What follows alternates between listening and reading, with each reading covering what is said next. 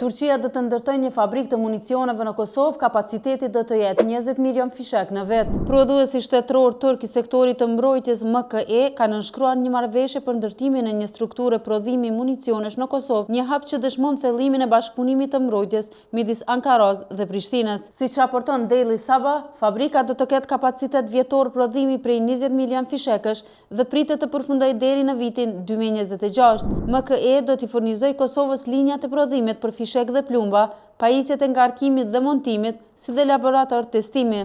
Kompania turke do të ndërtojë ndërtesat e nevojshme dhe do të ofrojë trajnime për prodhim, mirëmbajtje dhe riparim, si dhe asistencë teknike për fuqinë punëtore lokale. Njoftimi vjen pas dërkesave të fundit të dronëve kamikaz në Kosovë nga kompania turke Baykar, ndër të cilat modelet Skydagger dhe pas vlerës së parë të platformave ajrore pa pilot Baykar TB2 në korrik të vitit 2023.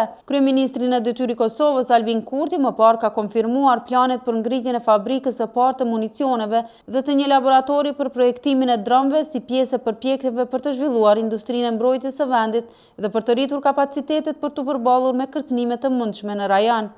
Rritja e angazhimit ushtarak dhe investimeve në mbrojtje ndodh ndërsa në Kosovë vazhdon të jetë e pranishme forca e NATO-s me mbi 4.000 trupa paqërujtëse, kryesisht në pjesën veriore të vendit, ku tensionet etnike janë intensifikuar në 2 vitet të fundit. MKE-ja gjithashtu po zgjerohet edhe globalisht. Kompania ka përfunduar kohët e fundit projekte të ngjashme në Jordani dhe Mongoli dhe sipas raportimeve është në bisedime me 8 vende të tjera për ngritjen e fabrikave të municioneve dhe pajisjeve për mbushje e montim. Kjo marrëveshje pritet të forcojë edhe më tej lidhjet nëmes Ankaras dhe Prishtinës në fushën e sigurisë dhe prodhimit ushtarak, ndërsa dhe fuqitë rajonale dhe aktorët ndërkombëtar do të ndjekin zhvillimet për ndikimet e mundshme mbi stabilitetin dhe ekuilibrin e sigurisë në Ballkan.